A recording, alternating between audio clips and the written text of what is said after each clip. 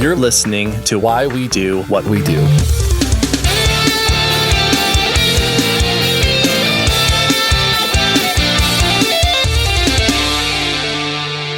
Welcome to Why We Do What We Do. I am your so excited to be here host, Abraham. And I'm your favorite host, Shane, I guess. We're a psychology podcast. We like to talk about psychology things and all related human behavior type activities and that sort of thing. And if you end up liking today's show for some reason, then you can join us over on Patreon. You can buy some merch from us. You can leave us a rating and review, share us with your friends and closest allies, and subscribe and all that sort of stuff. And I'll talk about that more when we get to the end. But today, we're talking about some fun stuff. We're going to talk about sarcasm. My favorite form of communication. Indeed. I have to share. So my brother and my sister-in-law, when my sister-in-law started hanging out with the family, she was very concerned because our entire family just is sarcastic so often and in every circumstance that she was like, why you all are so mean to each other? I'm like, no, that's like our terms of endearment for each other and all that. And it was really bad, like to the point where she's like, she didn't want to hang out with all of us because she thought we were just being mean all the time. And I was like, no, I promise you. And so we've toned it down a little bit around her. Yeah. But it was a real problem for a minute. I've had a similar experience, actually, also coming from a very sarcastic family. Yeah. And I appreciate it a lot. I find great joy in the sarcasm. I find it as a playful banter sort of thing. And I believe that will definitely shine through in my discussion of this today. Likewise. But yeah, some people, they view it as being very, very mean. They want their life to be very even keeled, dry, no sense of humor embedded whatsoever, unless it's like pratfalls, I guess. But I bet those people are just a blast at parties. I'm already throwing sarcastic shade at those people, so I'm sorry. We couldn't even get through a minute. I know. I got to the spirit so quickly. No, obviously people have their thing, and sarcasm isn't for everyone. So I'm not actually trying to judge you. I apologize since that is what that came across as. I was leaning way too quickly into our topic. But before we jump into describing sarcasm and how it works and what it means and why you do it to your grandmother, let's celebrate the fact that today that this is released, August 24th, is Kobe Bryant Day. R.I.P. Black Mamba. Is also, importantly, International Strange Music Day. I'm very on board for this. I fully support this. What's your favorite strange music to listen to? Pretty much all the music I like. Yeah. I guess between the Barry and me, if that counts. Yeah, that's fairly strange. All right. This is also National Waffle Day. Big fan. Support that. And finally, we're going to say there's other days, but let's just take a minute and recognize that it is National Peach Pie Day. Mm-hmm. As a neighbor to Georgia, I fully endorse this day as well. So get out there, celebrate your National Peach Pie Waffle while listening to strange music and watching a documentary about Kobe Bryant. Sure. That all sounds fine. Great.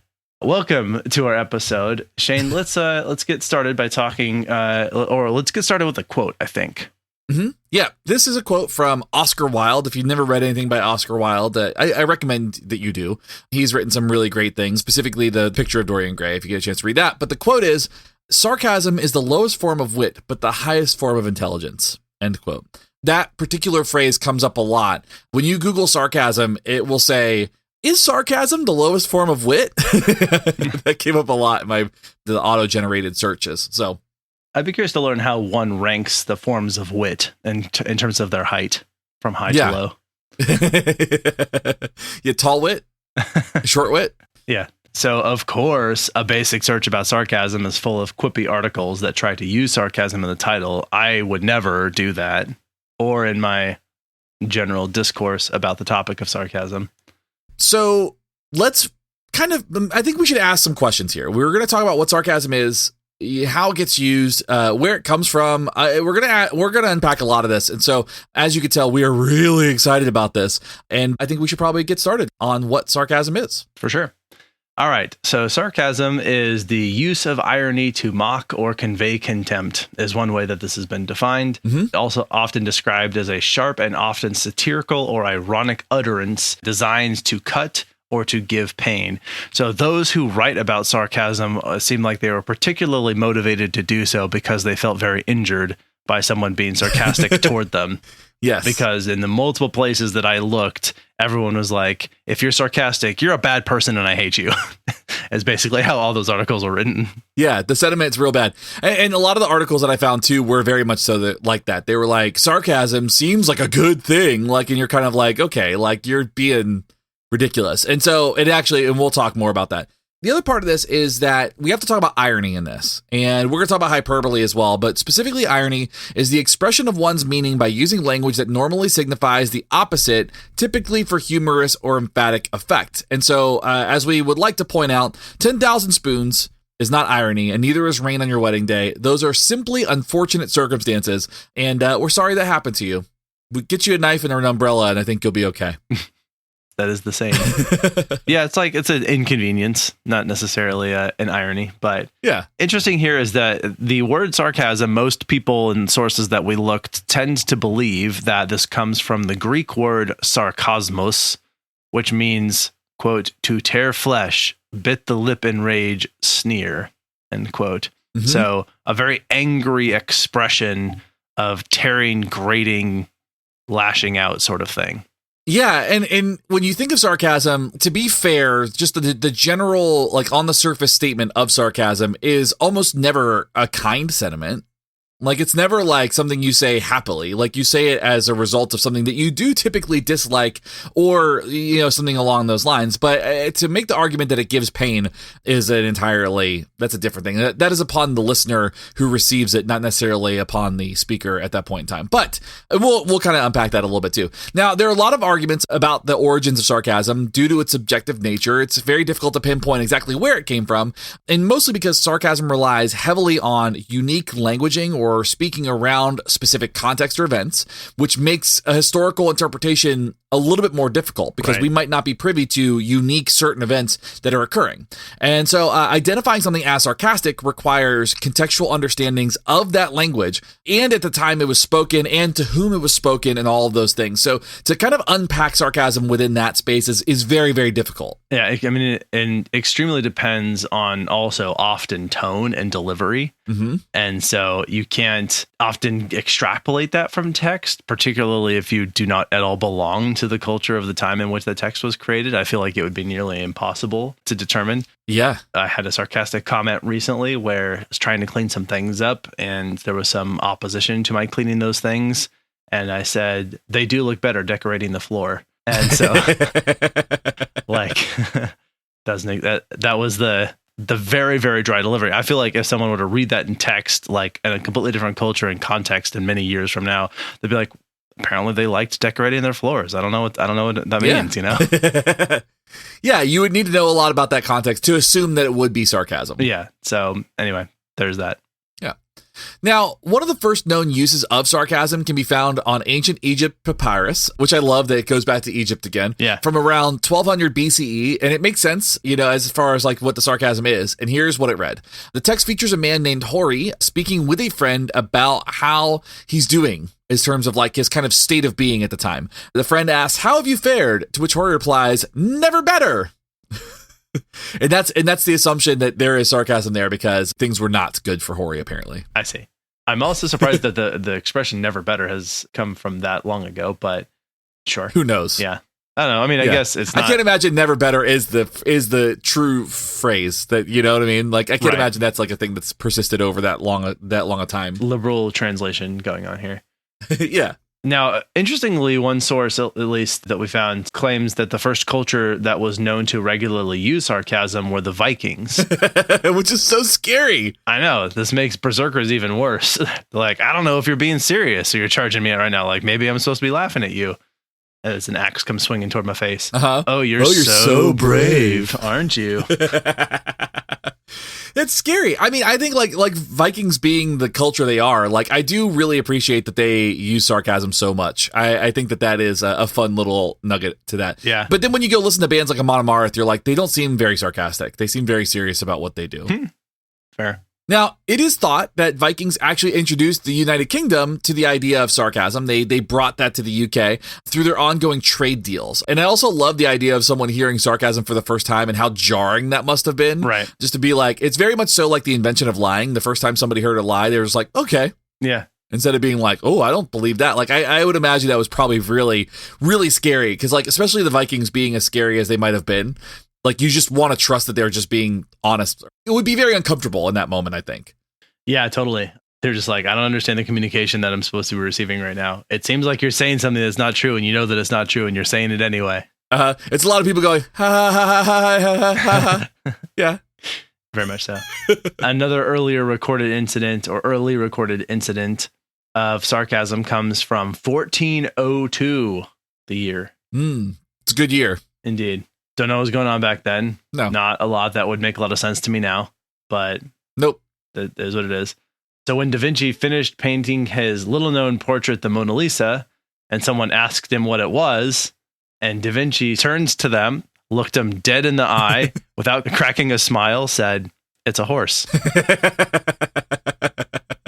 I love that little nugget. Like, I feel like Da Vinci, was a pretty intelligent person. He seemed like, right? Very much so. Low form of wit, though, I guess. So sarcasm would totally be in his wheelhouse. Yeah. Although, just to be clear, for those who maybe are not familiar with the Mona Lisa or what it is, it's a picture of a woman. That's all you need to know. It is not a horse. Yeah, it's not a horse. Yes, it is not a horse. Now, other reports date sarcasm as really taking hold in the 1600s, where people would use "how kind of you" when someone did something wrong. So I propose we bring that back. Somebody cuts you off in traffic. "Oh, how kind of you to make space for yourself in front of me," or something. "How kind of you not to use your blinker," stuff like that. I want to bring that back. Yeah. I was thinking of a much more serious crime to say that too, but I decided it would be inappropriate, so I'm going to leave it alone. Yeah. That's fine. Now, there is one of my favorite things that is sort of in the camp of sarcasm is hyperbole. Now, it is different from sarcasm, although it's often used in a similar way and with similar tones. So maybe functionally they're closely related. They just look a little different. So sarcasm, you have something along the lines of, "Oh, I'd absolutely love to stay late for you tonight. That's exactly what I wanted to do with my Friday night," would be an example of sarcasm where I'm clearly saying something that's not true. Right. Whereas hyperbole is something like, "I'd rather saw off my own foot than pick up your shifts tonight." Yeah, both mean. Right. I think hyperbole comes across a little bit more curt, though. I prefer hyperbole myself. Yeah. Like, I definitely like the exaggeration. Yeah. I often use them in conjunction. So, like, in Florida recently, they've been changing over some billing codes. I'm like, "Oh, yeah, it seems like a great idea. I definitely would not rather put my head in a shredder than try to figure out these codes." And, like, so I definitely I will absolutely combine those and make for one just really mean, just cut towards whatever it is I'm griping against. But no, I think the thing is, like, sarcasm is usually the opposite of what you're saying, and hyperbole is just an over exaggeration. Right. Like, you are saying, like, you're expressing what you want to express, but it is so exaggerated and so over the top that it's like kind of hard to believe that you would even say it. Yeah. In my experience, hyperbole is usually delivered very deadpan. Very little emphasis on any particular word or part of the phrase that would indicate that it is in some way being untrue. But it is the exaggeration itself that is meant to communicate the, if you will, humor and lack of truth. That's part of it. Right. And this is where I've gotten in trouble, because I also tend to rely on and use hyperbole, and people don't realize I'm using hyperbole. But what's confusing to me about that is the kind of things about which I'm being hyperbolic that then people think I'm being serious. Like when I say that I died doing something, they're like, "Really?" I'm like, "No, clearly not. I'm telling you the story. I'm not dead." Right. I got better. That's right. That's what it was. Is like I healed and got better. Or my sarcastic response would be, "Yes, really." Yes, I did. So I've found I tend to try and go like a little bit hyperbolic is very confusing. It has to be a lot hyperbolic. Yes. So like, for example, the one I like to use is like, I've been meaning to adjust the temperature on my hot water heater because when I use the sink in my house, the water comes out uncomfortably hot. That's my non-hyperbolic way of saying it. What I'd rather say instead is that the water comes out so hot that it actually evaporates before it reaches my hand. And if I move the faucet over to try and make it the cool one, a little bit cooler, I move it just one millionth of a degree to the left, and then the water turns to actual ice coming out, somewhere akin to like liquid nitrogen levels of cold, and that there's just no place between those two. It either is as warm as the sun, or it is the coldest temperature you can find on planet Earth, is what my sink tends to do. And then people hear that and they're like, "Wow, that's really intense. You should get that looked at. I'm like, I should. You're right. I should. I don't know. I don't know what's stopping me.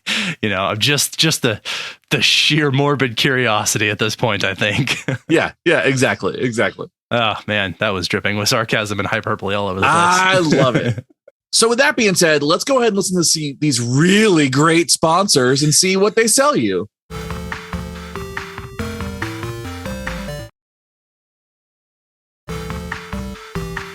Weren't those fantastic? Oh, right. I love them.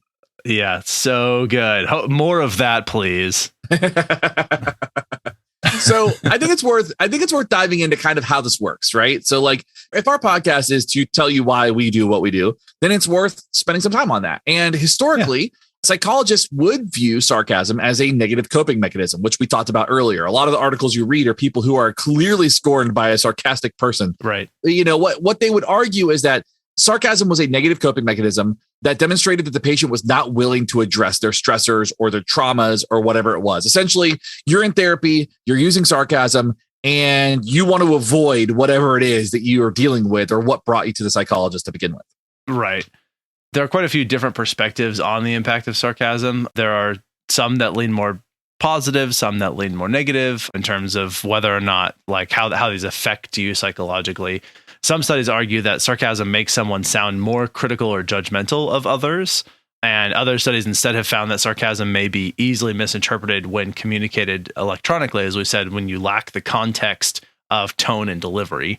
About 73 to 78%, those are very specific to be abouts, but about that range of sarcastic electronic messages are misinterpreted is that study. And finally, another study found that interpersonal conflicts were reported at higher rates in situations where sarcasm was used in a workspace. So that essentially when working together as a team, people are not appreciating the sarcastic comments and tones and et cetera.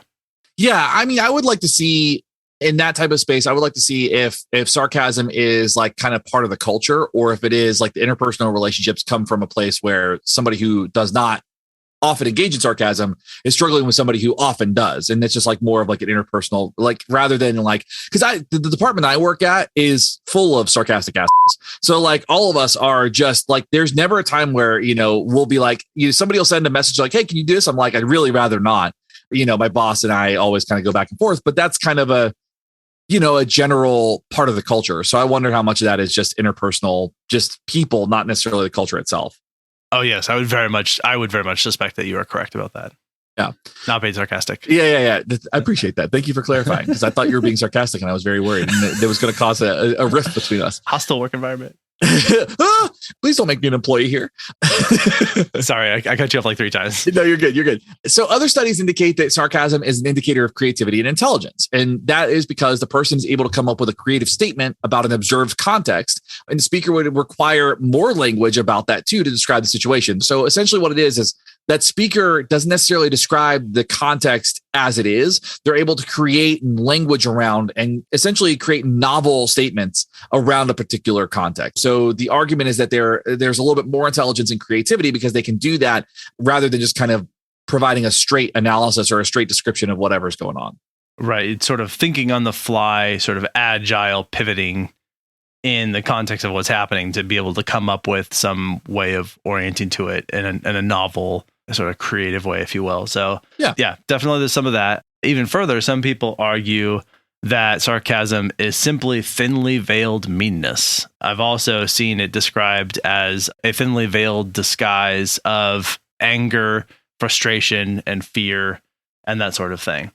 One study found that people who use sarcasm consistently actually think that their words are less impactful than they really are, which, I mean, that's fairly intuitive to me if you think about the fact that as you're using sarcasm and it becomes more of a habitual way in which you communicate, that you sort of see it as an effective communication tool because probably it has been in many circumstances.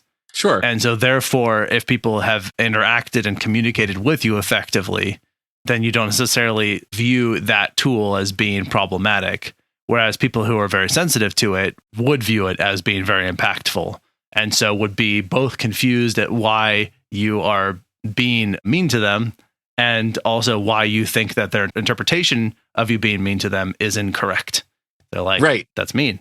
And the fact that you're saying that it's not mean does not make it less mean. It makes me angrier. Yeah, I think that makes sense. But you know what's interesting about that too? Like there was another study that came out that kind of refutes that. So Pickering, Thompson, and Philick in 2018 found that sarcastic criticism was actually rated less negatively than literal criticism. Like, so I want to think about this for a second. Interesting, yeah. So that's specific to criticism. Now, what they found also was sarcastic compliments or ironic praise was rated less positively than literal compliments. So essentially, sarcastically criticize but praise genuinely, and that's going to be your fine balance. Like you're going to go into a job review and be like, "Oh, you really hit the mark with those goals this year, didn't you?" And then like that, for somebody who might have not met their goals, and then later be like, "Actually, how you interacted with that person was really wonderful," and that might be a genuine praise. So I thought that was kind of an interesting finding that criticism was better served as sarcasm, and then praise was better off as like being genuine and more linear. I can actually see, the example you gave is a useful one because I think it does exactly highlight that it kind of can take the edge off. Like if you're willing to make this thing that seems serious into a joke, then maybe it's not that big of a deal, sort of thing. The context, as always, is very critical, I think, in how one is going to receive and interpret that. Taking into consideration the nuance of circumstance and context is not something I saw a lot of people doing when trying to read about this topic and describe what sarcasm is. But we'll talk more about those views in a moment here. We're doing the research right now, people. That's the section we're on, just to make sure that's clear. All right, so you just talked about that study. Another one, Peng and the colleagues in 2019 discovered that in crisis situations, sarcasm on social media is very bad and unappreciated. Sarcastic comments tend to increase during situations like service outages, which are reported to create a cascade of negative comments overall, of course. But yeah, essentially, yeah, I know, right? Yeah, but essentially here in these situations that when it is a crisis, like you want people to actually be communicating effectively, and that sarcasm is unwelcome. Although I do wonder, particularly if there's a low stakes thing, that might help lighten the tension a little bit. It depends on how it's used, probably. Yeah, I would imagine that like in certain circumstances where there is like kind of an urgent need and people are just kind of continuously making sarcastic comments, it's probably not the most helpful. I imagine in that context. So like, but I personally, a lot of my friends and I have very dark gallows humor. So, it doesn't ever resolve the issue, but it makes it a little bit easier to carry the load so we can maybe laugh about it and go forward. So I think I think it really depends again on context in your group. Yeah. And some amount of your intentions will come through. Like if you are trying to make someone feel bad, like I think that'll be clear than if you are trying to just have fun and make a joke. Right. So be mindful, I guess, of where you're at with that. Yeah. And so the last study we're going to talk about real quick is Huang, Gino, and Galinsky in 2015. And it actually finds that sarcasm works to improve creativity for both the speaker and the listener. Though they may produce more conflict in that particular dyad, it actually is a good thing for creativity. So for interpersonal relationships, depending on the context, might not be so good. Creativity, actually really good. Intelligence, really good. So on and so forth. So there's a lot of, again, there's a lot of like pros and cons for using sarcasm. And so maybe using it sparingly would be fine. Using it in certain contexts, like there's a lot to kind of unpack within that too, that they didn't really spend a lot of time on that I could find. Real quick, I'll just talk through a couple of, these aren't studies, but just things that some of the cognitive psychologists out there have had to say about sarcasm, what it is and why we use it. And sort of they're trying to get at internally, what are we thinking, feeling, what are we getting psychologically out of that exchange? And they do often note like it may be intended to be humorous or playful, but instead they think that most of the time that many of these think that it's 100% of the time, maybe 150% of the time, that when using sarcasm that they are, you're actually instead being hostile and judgmental and angry and fearful. And you're trying to communicate that in a way that feels safer by using something that looks like humor, but to sort of say the opposite, pointing out something that you don't like by saying the opposite of what's true and making it therefore clear by, instead of being direct and literal, by being indirect and sometimes using euphemisms, but oftentimes simply just saying the opposite of what's true. Right. And the other part that they often point out is that people who use sarcasm a lot are often insensitive to the fact that other people are then sensitive. As we mentioned, people are like, that's rude. And then you're like, hey, just get over it. I'm being sarcastic.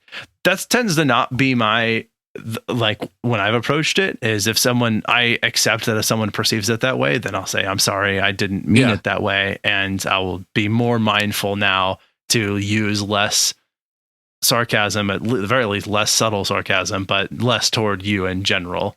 Because again, a lot of these, they're like, your motivation is to injure the other person. It is to make them feel bad and hurt them.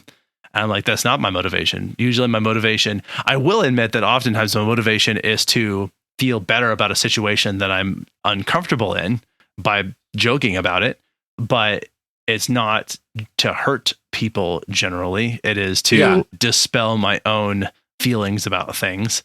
And now that being said, I also use it so that to the point of it is a way of disguising those feelings. I don't actually think it's a way of disguising. It's a way of me dealing with them, right? It's a way of me like, would it be better if I'm red in the face, screaming, crying, and throwing things on the ground and yelling? I don't think so. So like the way I would rather present is what looks like a calm, albeit smirky look on my face that something is irritated, and like, rather than express a lot of overt anger, I'll try and make a joke to make myself feel better. But oftentimes for me, it is really simply about like, I think this is an opportunity to say something funny and maybe I'll get a laugh out of it. And if this is a frustrating situation for other people, maybe they'll also get a laugh out of it. So I think there's a missing nuance to that in a lot of what I read. I mean, I'm the same way. Like if I'm in a situation that seems pretty serious and people are feeling a little bit stressed, like I always like to try to make a comment about something. And I'm sure I've never gotten this feedback, but I'm sure that for some folks, they're like, we got to get this done and you got to be serious about it. But I mean, I spend a lot of time working on a crisis committee and we get really serious cases. There's one time in particular that I think of that was like that I got feedback on it and it was just bad timing. You know, the learner we were working with was pulling his own teeth out. And so we were talking about this in a behavior consultation. And I was like, well, you know, he can only do it so many times. And that was like my sarcastic comment. And everybody was like, you know, they're like, really, Shane? And I was like, I mean, objectively, that's true. Objectively, that's true. I'm not trying to, but also like I get the bad timing and probably a little bit insensitive. So I also understand why that's insensitive, but I and also to be clear, we provided treatment. He did not pull out any more teeth. It was okay. But yes, it was bad timing. And I own that. I respect that. I did. I was like, I apologize for it. I was like, I'm sorry. I realized it was bad timing and it shaped up my my sarcastic behavior a little bit. To me, like that's the exact right level of the kind of humor to bring to a situation like that, where it's like, I'm not trying to make anybody feel bad. I'm not trying to say we shouldn't do anything. I'm just pointing out that there is like there's an upper limit to this sort of thing. Yes. That's all. Just something all to consider. So one way or another, this problem will solve itself is essentially, yes, we're not accepting that as an outcome, but sort of saying, yeah, just a way to make it funny. I appreciate that. Cause like, again, you're not even calling anybody out or necessarily expressing like any anger or fear. I think it's just a way of observing in such a way that's humorous. Yes. You just got to know your audience at that point in time. Right. That was just not the time for that one. You're exactly right. Yeah. I personally, when I'm the recipient in those type of situations, I instantly feel better. I love it. Love the satire and sarcasm. Yeah. Like, but I get like, that's not how people always learn to communicate. And so I think if you're around me and you use that, I'm generally going to appreciate it. There's probably times when I won't, but like, you know, I'm a human being after all and things change. And those are probably few and far between, I would imagine.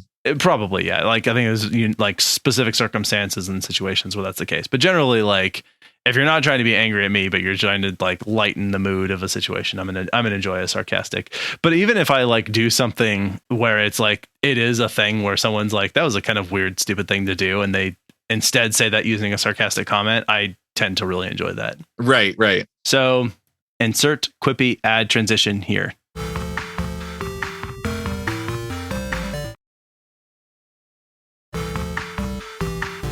Insert quippy return to episode topic here. We did it. We did it. Let's talk about people who don't understand sarcasm and why that might be the case. Yeah. So there are groups of people that struggle with sarcasm, and that's not a fault of that group of people or that person in particular. Sarcasm is a pretty complex thing. So as we noted, sarcasm as communication requires you to attend to and understand and be able to observe several different components. And specifically, we're going to talk about 3 different components or 3 different levels that make sarcasm work the way it does. And that's usually context, tone, and body language. And so if you struggle with understanding a greater context, or you're missing information, or you have a hard time picking up and understanding tone from another person, or like recognizing different types of emotional tones, or if you struggle with identifying body language, then sarcasm is going to be a little bit more difficult for you. And that's true for people on the autism spectrum. This happens for sarcasm is something that is a struggle. This happens for younger children who don't understand, like that happens a lot. You see that too. And it happens with just people who speak different languages, or maybe English, right, or like the language that you're speaking the sarcasm in is not their first primary language, or they're not fluent in it. And so there's a lot of different examples of how sarcasm can get missed. And so we should spend a little bit of time talking about each one of these though. I do think also that people who become isolated from the greater community at large, this is likely to be more difficult because they start missing some of the cultural references and the kind of zeitgeist that sarcasm might be a part of. And I'm thinking of people who are maybe elderly and, aren't really on in a lot of social circles, that people many generations below them, what sarcasm has evolved to and will continue to do, over time. And those young people will become old, and then they will be out of touch, et cetera. But anyway, what happens, I think, is that the exact same thing is what you're pointing out. Is what this context starts to become removed in time. And so let's actually start with that, is that one of the important features here is that greater context. And this is the sort of social, cultural milieu, zeitgeist of what's happening that informs that sort of use of that verbal statement, whatever that might be. Sometimes the context is more immediate, where it's like a circumstance we're all in right now, while other times the context requires sort of a lot of knowledge about the situation more broadly. So for example, if I'm at work and my coworker is consistently late, I might make the comment like, "So nice of you to show up on time." That only makes sense in reference to the fact that I know that they're usually late. Right. And for somebody who is just entering that space and watching that without that greater context, it just looks like you're being a jerk.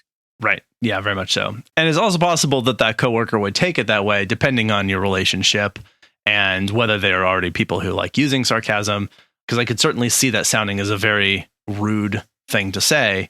But people who know each other and they're familiar with that form of communication would instead view that as a probably humorous lightening of the situation. Yep, absolutely. Absolutely. Now, the other part of this is tone. And so stuff like vocal inflection, and you're looking at like emphasis on certain words, they can change the entire meaning of a phrase. So when we talked about criticism before and praise, there's a difference between, "Oh, it's really nice of you to show up," versus "so nice of you to show up." There's a difference. I'm saying the same exact thing, but I'm just putting emphasis and inflection on different parts of the word. And it really changes the meaning of the phrase. It really does kind of alter. That's in the same context, right? You might have that general context, but tone does change that meaning. And then finally, as we mentioned, there's the body language part. And here's the portion of the audio medium where we make faces and share our body language. So enjoy. But this includes things that you will be able to observe: eye rolling, smirking. So if you sort of glance over to seek confirmation from somebody else, these can all sort of enhance and sort of demonstrate a part of the communication that is unique to the communication that you're making. So it's not just that I'm saying something, but I'm sort of giving away, or I'm trying to hint at in a way that what I'm saying is intended to mean something different, because all of a sudden I'm saying it and I'm like making a silly, have a smirky smile on my face. I'm glancing over at my friend like, "Hey, did you get it?" That sort of thing.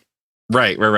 And at the end of the day, like we mentioned, some folks, they just struggle because there might be some skill deficit, right? It's not anybody's fault. It just might be that in that space, that person lacks some skills to be able to successfully identify sarcastic phrases, or the person who is the sarcastic phraser, the person who's saying it, might lack the skills of the appropriate context, or might lack the skills of being able to recognize that somebody's not responding well to sarcastic phrases. So this is an incredibly complex social skill that requires both parties to have pretty advanced skills to be able to recognize and attend to and respond to sarcastic comments or phrases in a really meaningful way, right? Like the person who is speaking needs to be able to recognize, hey, now is the time and the place, or I don't have a relationship with this person to make a sarcastic comment. Whereas the listener has to be able to identify, is it sarcastic or is this real feedback or whatever it might be? There's a lot to kind of unpack and unravel within that. Right.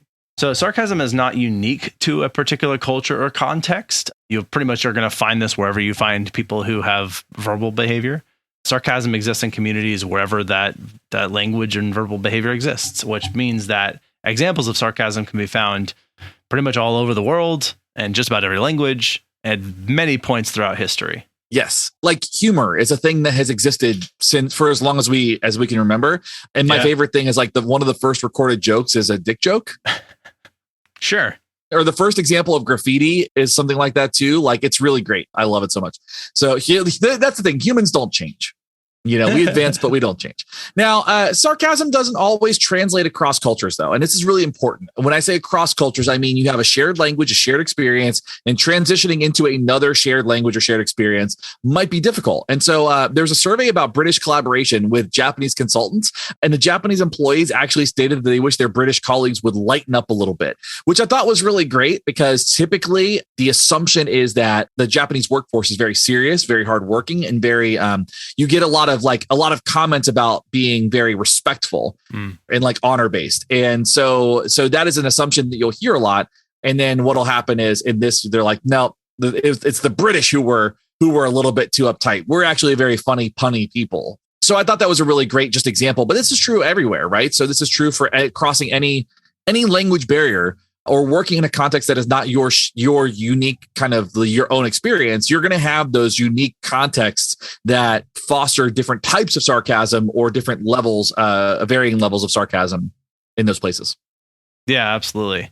So be it a joke or be it stereotype, what have you, those are how that's showing up in those places.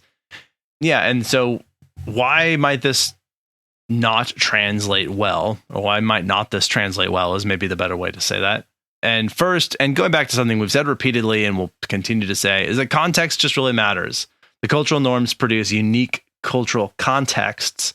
And with that, you get a shared understanding among those who are then participating in those communities.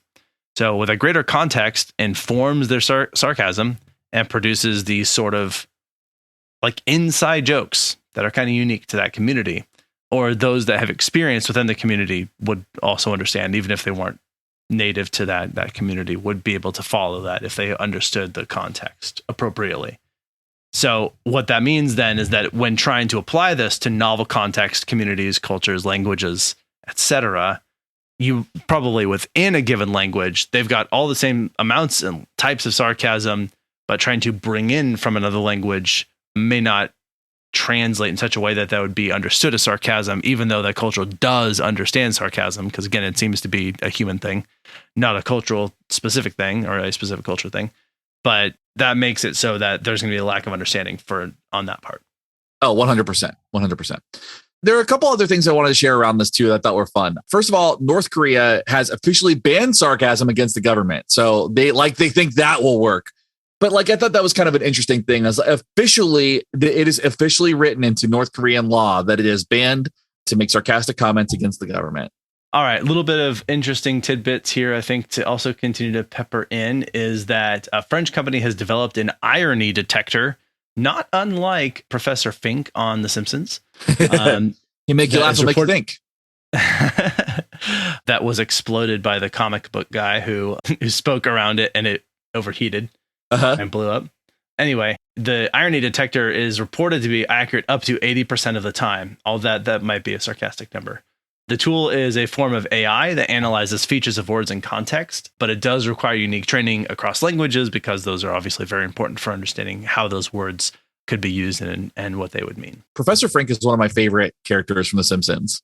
I'm so glad that you brought him up. Yeah, well, there was that one episode where they all had their own show, and he did not get his own show on the show like they did these shorts. And he came on and he sang his theme song, and that's where the Professor Frink, he'll make you laugh, he'll make you think. That was like his theme song. That is really fun. Yeah, I like him. So Ivan Glavin. Just one more thing, I think. So as I said, looking through and like just trying to do some basic research on this and what people have said about it, articles and otherwise, is very, very mixed and polarized. A lot of people are like, if you like sarcasm, you are the worst. But even so far as like one of them was like, you're incapable of expressing your emotions. Is one of them. I'm like, how do you know that? What's your evidence? What's your metric? What are you using to measure that? What's your independent variable? What's your dependent variable? Like, what are you like? How are you making this conclusion? Also, is that true for any human ever in any part of a history of mankind? Because I don't think that it probably is correct to make that statement that has ever been a blanketly correct statement about anybody. So why make yourself that incredibly wrong right out the gate? Don't know. There was even one that was funny. The title, I almost wonder if the title was meant to be sarcastic because they said, think sarcasm is funny, think again. I'm like, are you telling me that my subjective experience of humor is invalid? Yeah. That sounds like that's what you're telling me. People are silly. But other people who are scientists and out there and psychologists, they actually instead think that sarcasm is an effective communication tool, that people have been using it for a long time to communicate with one another, and that they use it in different ways and it has different functions and whatnot. So I think mostly where I would just, the interesting tidbit, if there is one in here, is simply that it's kind of like its own little language, sort of like we talked about idioms, you know, how those are unique to a particular language and culture and that sort of thing. Sarcasm's kind of like that, right? It's just its own little way of communicating inside of a community of people who use that same language. And that means that some people are going to get left out because they just don't use that as a form of communication. Sarcasm is like David S. Pumpkins. It's its own thing. It's its own thing. It's funny because that comes up so much, and I had never seen or heard about it until you pointed me toward it. And now I feel like I see it and hear about it all the time. It's the best. It's the best. And if you don't know what we're referencing, then I encourage you to go check out the SNL skit. You can just look it up on YouTube or something, or one of the other video hosting copyright violating platforms that might exist out there. But yeah, just David S. Pumpkins funny skit on SNL with Tom Hanks. So before we do take home points and go over recommendations and all the fun stuff that we do to end the episodes, let's hear from a couple people that are too serious for their own good.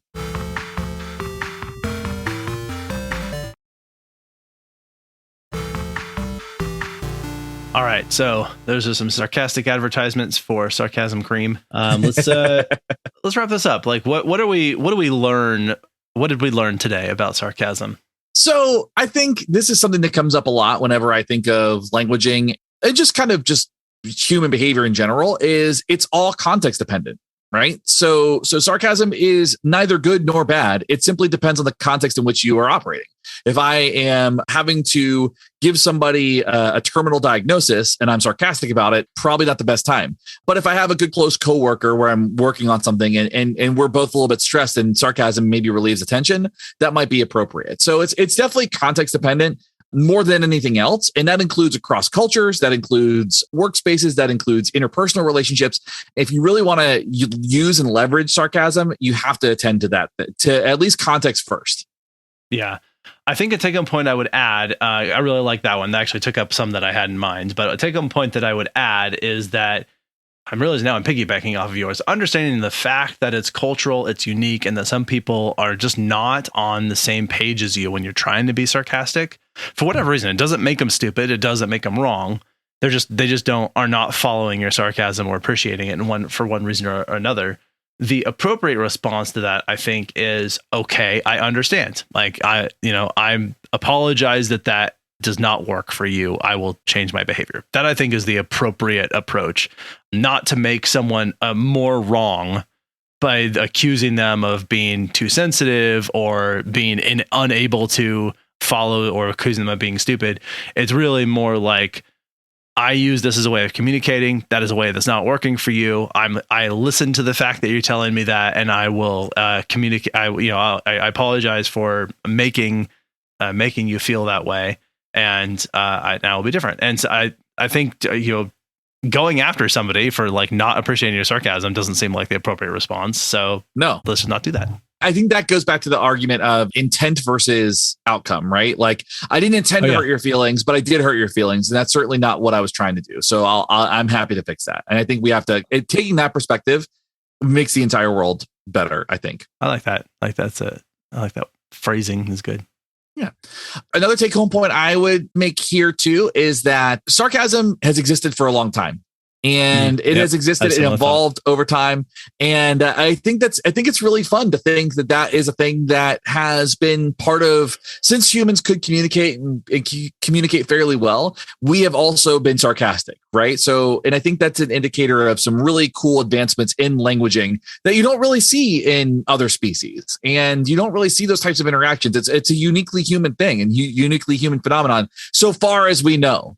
I'm certainly not saying any extraterrestrials that exist are not sarcastic. They very may well be, but we don't know that yet. But what we do know and understand of the observable world right now is that humans are the only species that can be sarcastic and do that consistently. Maybe they only speak in sarcasm. Yeah, maybe we do. Oh, the extraterrestrials? Extraterrestrials, yeah. Yeah, maybe they do. That would be wild. That reminds me of the Angie Tribeca show that I've recommended on here. There's a lot of sort of punny type humor in that, very much like Airplane, the movie. But at one point, there's a car accident and they are explaining, oh, this truck hit this other car. The driver is critical. And then they pan over to the driver who's in the gurney. He's like, you're making the straps too tight. And he's being actually critical of how they're treating him. And it's just like that kind of humor. I find it funny. It's great. Anyway, what I was actually going to say is that there's a lot of people out there in the psychological world who are apparently very injured by somebody being sarcastic toward them, that think that when you are communicating using sarcasm, it says something about you being an angry, frustrated person who doesn't know how to show your emotions. I cannot find any evidence that is actually true. It seems to be people who are motivated to write about that because they were upset about someone being sarcastic toward them. Because the examples they give are oddly incredibly specific, one of them with an actual scripted dialogue between two people. So making me believe that it is something that really happened. But the point being that like there's just a lot of disagreement. Some people see this as being this form of communication that is meant to hurt people and be hostile and aggressive and masks fear and anger and all that sort of thing. And other people view it as a way that is effective communication that can be humorous and at the very least can say something to another person.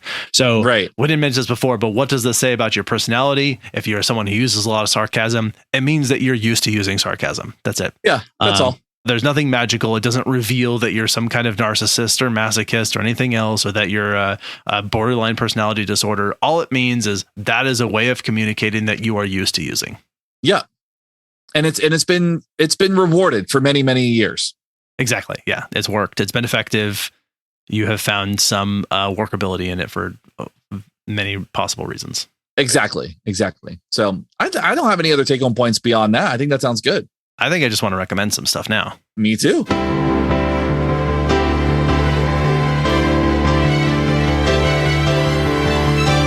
Recommendations. So I'm going to make a recommendation, and this is an old movie, but this is one that I have only just recently watched as of last evening. That movie is called Goodfellas. Have you ever seen Goodfellas? Hey, yeah, I have. It's been a while, but I have seen it. It's great. I mean, it's a Martin Scorsese movie. It's got all the main act. It's got Ray Liotta, Robert De Niro, not Albert Pacino, and nobody calls him Albert Pacino. It's Al Pacino and Joe Pesci, and they're the main guys in it. It's a really great movie. It's a really great mob movie. I don't know why I never watched it. I think at some point in time, my best friend was like, you got to watch Goodfellas. And I just did not watch it sarcastically just to get under his skin.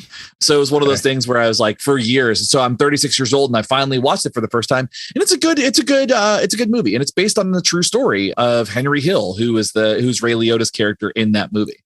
Right. Yeah. So obviously a fictionalized version of it, but yeah, 100% agree. I think it's long. I think this is sort of on the order of like over 2.5 hours. It's 2.5 hours long. Yeah. But extremely well done movie. It is now getting older, but I think that if you haven't seen it, it is a strong recommend. It's not one of those like, there's a lot of those classic movies. People are like, you need to suffer through this and appreciate the fact that it was the first to do this thing in cinema. And like, that is cool, I guess. But I think I'm okay.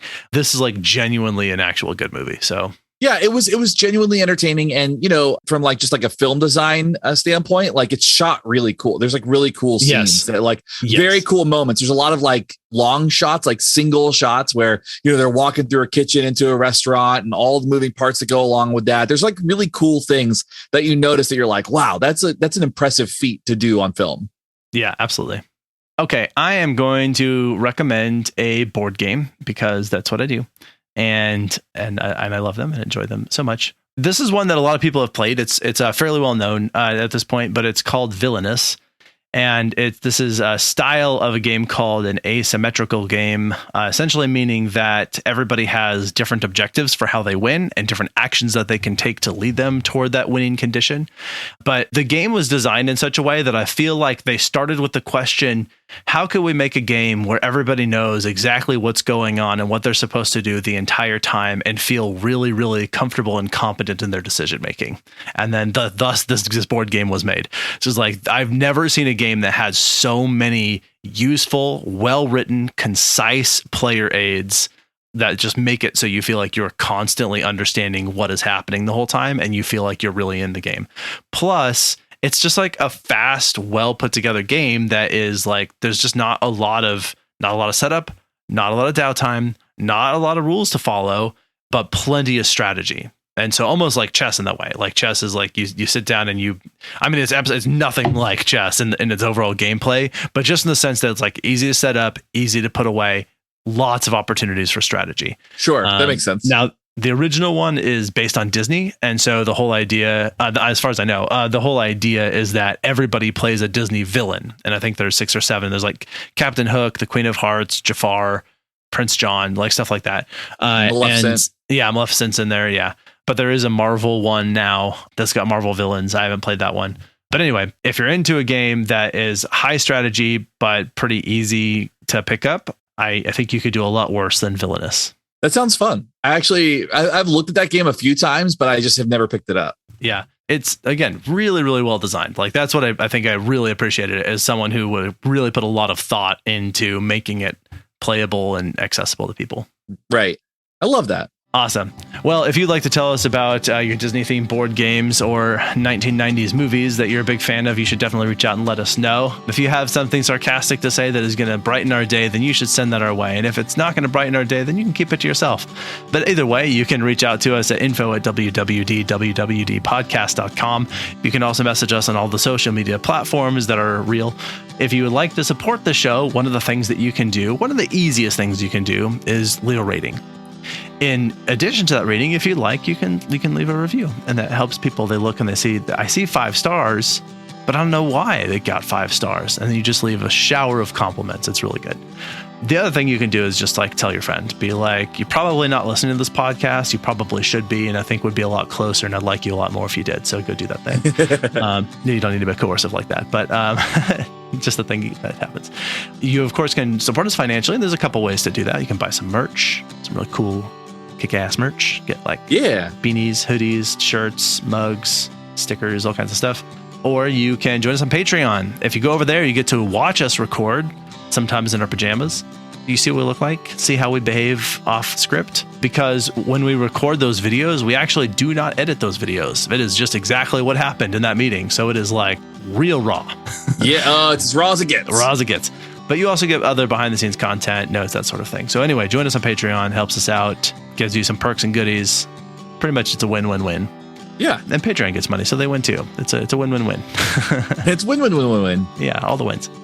Otherwise, I think that's all that I have for those sort of administrative items. Am I missing anything on the stuff? No, I think that covers that. I think we just got to do thank yous. Yeah, so speaking of Patreon and thank yous, is that we could not do this show without the support of the people who have been kind enough to join us and be a part of our community.